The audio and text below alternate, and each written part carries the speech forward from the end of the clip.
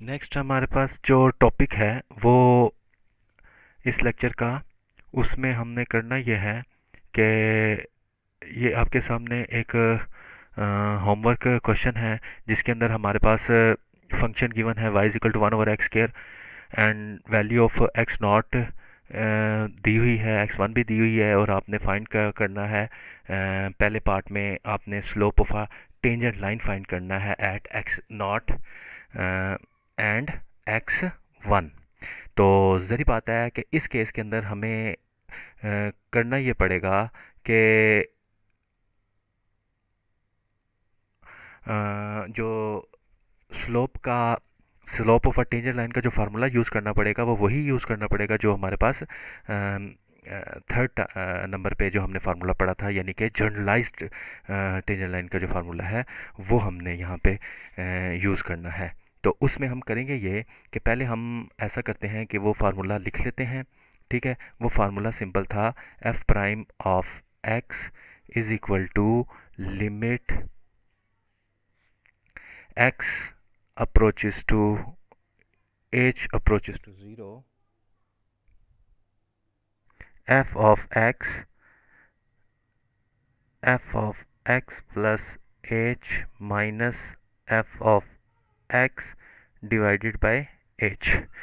तो यहाँ पे हमारे पास सबसे पहले f of x which is equal to -1/2 x² है। तो f of x plus h की जो वैल्यू है हमारे पास आ जाती है -1/2 x प्लस h का होल स्क्वायर। ठीक है, तो अब इन दोनों को हम सिंप्लीफाइंग करते हैं। तो यानी इन दोनों को आपस में माइनस करते हैं, f of x plus h minus f of x को। तो हमारे पास जो चीज़ बनती है वो बनती है -1/2 x प्लस h का होल स्क्वायर माइनस, ये दरमियान में माइनस है लेकिन f ऑफ x जो है वो आपके पास है 1/2 x²। तो वो आएगा -1/2 x²। तो नेक्स्ट स्टेप में हमने इसको डिवाइड करना है h से। तो जब डिवाइड कर दिया तो साथ ही मैं इसको सिंप्लीफाई भी कर लूँगा। -1/2 फर्स्ट टर्म में भी है, सेकंड टर्म में भी है। -1/2 यहाँ से मैं कॉमन ले लेता हूँ, मेरे पास आ जाएगा x प्लस h का whole square minus x² over h। ठीक हो गया। अब इसी तरीके से मैं करूँगा ये कि -1/2 एज इट इज़ है x² plus 2x plus h²। इसको मैं रीराइट करता हूँ। तो यहाँ से मैं कुछ चीज़ें यहाँ से रेज़ कर लेता हूँ ताकि हमारे पास जो ओवरऑल सॉल्यूशन है वो क्लियर नज़र आ जाए।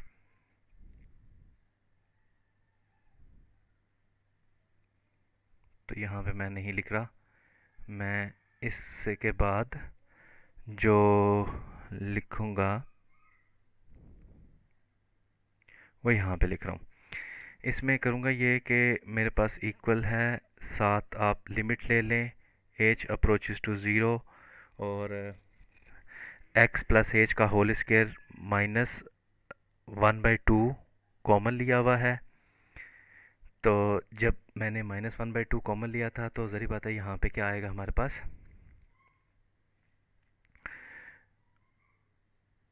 प्लस साइन आएगा।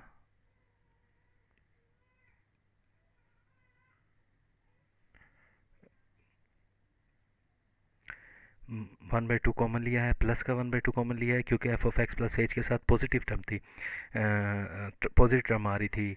-1/2 है तो 1/2 ये जो आपके पास है जो हमने चीज़ यहाँ पे कॉमन ली है वो 1/2 कॉमन लिया है।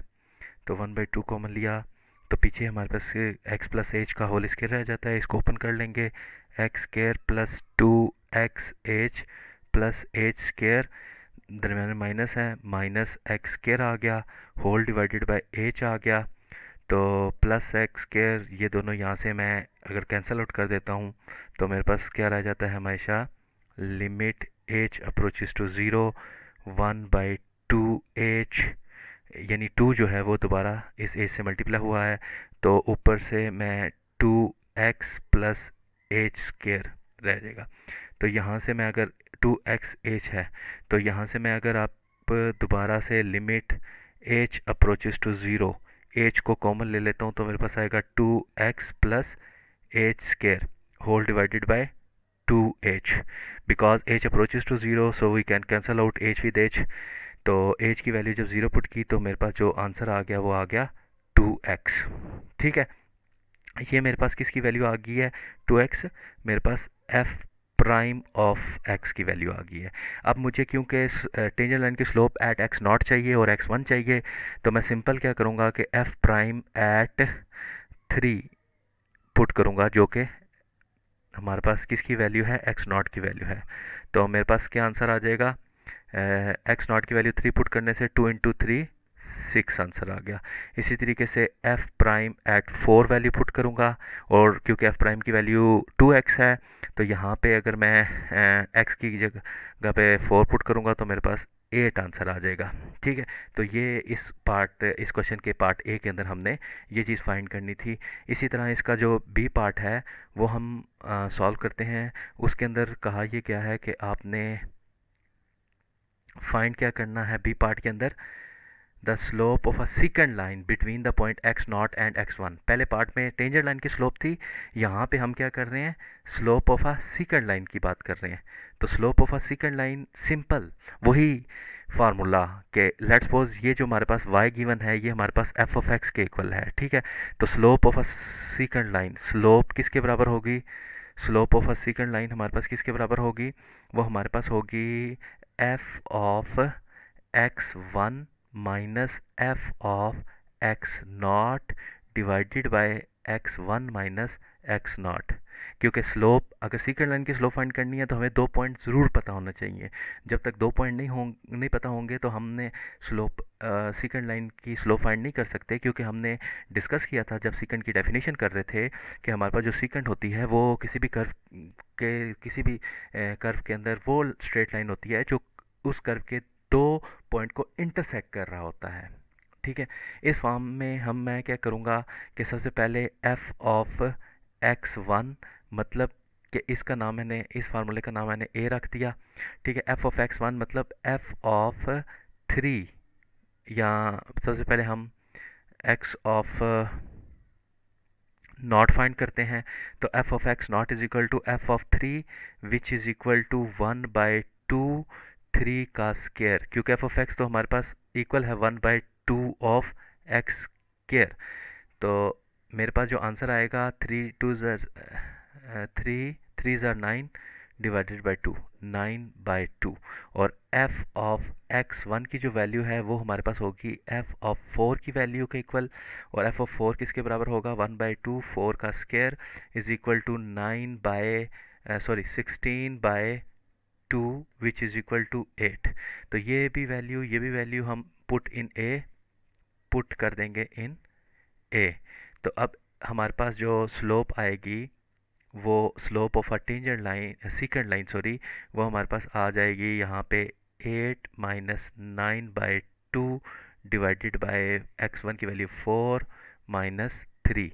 तो यहाँ पे अगर मैं 4 माइनस 3 करता हूँ तो 1 आता है, तो 8 माइनस 9/2, एलसीएम लिया 16 माइनस 9/2।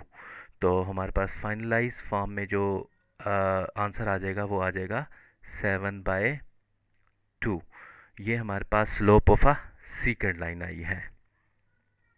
इसी तरीके से इस क्वेश्चन का जो थर्ड पार्ट है हम उसको सॉल्व करते हैं। तो सी पार्ट के अंदर वो कह रहा है find the equation of a tangent line at x not and x1। अब याद रखिएगा हमने 3 के कोरस्पॉन्डिंग भी इससे पिछली जो पार्ट है अगर आपको याद हो, यहाँ पे f प्राइम एट 3 यानी स्लोप एट 3 भी फाइंड की हुई है दैट इज़ अ 6, और f प्राइम एट 4 भी फाइंड की हुई है दैट इज़ इक्वल टू 8। तो इनको हम यूज़ करेंगे और find the equation of a tangent line यहाँ पे हम फाइंड आउट करेंगे। तो मैं अपने स्क्रीन के 2 पार्ट दो पार्ट में सेपरेट कर देता हूँ। एक साइड पे हम एक्स नॉट के करस्पॉन्डिंग अगर हम इक्वेशन ऑफ सेकंड लाइन बना रहे हैं तो वाई हमारे पास जो फार्मूला है वो क्या बनेगा, हमारे पास फार्मूला बनेगा जी, एक मिनट, हमारे पास फार्मूला बनेगा y minus y naught is equal to m at naught, मैं इसे कह देता हूँ x माइनस एक्स नॉट। ठीक है, तो y माइनस वाई नॉट कैसे फाइंड होगा, x नॉट की वैल्यू 3 को हमने जब पुट किया था y के अंदर, तो 3 स्क्वायर 9/2, तो 9/2 आ गया is equal to m naught की वैल्यू 6 जैसे कि हमने ए पार्ट के अंदर फाइंड की थी, फिर x माइनस एक्स नॉट की वैल्यू यहाँ पे 3 आ गई, तो 2 से अगर मैं मल्टीप्लाई करूँगा 2y minus 9 is equal to 6x minus 18, इसे सिंप्लीफाइड फॉर्म में लिखूँगा तो 2y माइनस 6x आ जाएगा हमारे पास। 2 से अगर मैं मल्टीप्लाई करूँगा तो लेफ्ट हैंड साइड पे भी मल्टीप्लाई करूँगा और राइट हैंड साइड पे भी मल्टीप्लाई करूँगा, या इधर हम कर लेते हैं डिवाइडेड बाय 2, तो 2 इधर आके मल्टीप्लाई हो जाएगा, तो मल्टीप्लाई होने के बाद हमारे पास 2y minus 9 is equal to 12x minus 36, तो 2y minus 12x minus 36 positive है, जब लेफ्ट हैंड साइड पे आएगा तो ये आ जाएगा -9 प्लस 36 इज इक्वल टू 0, या 2y minus 12x plus 25 is equal to 0। तो ये हमारे पास इक्वेशन ऑफ टेंजेंट लाइन है जब हमारे पास x नॉट की वैल्यू 3 होगी। इसी तरीके से मैं दूसरी जो पार्ट है, यानी जब x की वैल्यू 1 होगी तो उस वक्त इक्वेशन ऑफ टेंजेंट लाइन क्या होगी, y minus y1 is equal to m1 मैं कह रहा हूँ जब स्लोप आपकी x इक्वल टू 1 पे है, तो x माइनस x1, तो y माइनस y1 की वैल्यू क्या होगी, हम x1 को y के अंदर सब्स्टिट्यूट करेंगे, तो 1/2 तीनों में मल्टीप्लाई हो रहा है, तो x स्क्वायर का वैल्यू 16/2 इज इक्वल टू 8, तो y1 की वैल्यू मेरे पास आ गई है 8, तो m1 की वैल्यू हमने 8 फाइंड आउट की हुई थी ए पार्ट के अंदर, x माइनस x1 की वैल्यू यहाँ पे मैं 4 सब्स्टिट्यूट करूँगा, तो मेरे पास आ जाएगा y minus 8 is equal to 8x minus 32। तो मैं इसे और ज़्यादा सिंप्लीफाई करूँगा, y minus 8x minus 8 plus 32 is equal to 0, तो हमारे पास आ जाएगा y माइनस 8x प्लस 32, और ये मेरे पास आ जाता है 26 इज इक्वल टू 0। तो ये हमारे पास जो है वो इक्वेशन ऑफ टेंजेंट लाइन है at x1 is equal to 0। तो ये हमने होमवर्क जो क्वेश्चन है वो भी सॉल्व कर लिए, और इसके अलावा हमारे पास जो एग्जांपल्स थी, सॉल्व एग्जांपल हमारे हैंडआउट्स के अंदर, वो भी सॉल्व कर ली। हम इंशाल्लाह अब आगे चलते हैं, और आगे हमारा एक नया कॉन्सेप्ट है जो कि है एवरेज रेट ऑफ चेंज, उसको हम डिस्कस करते हैं।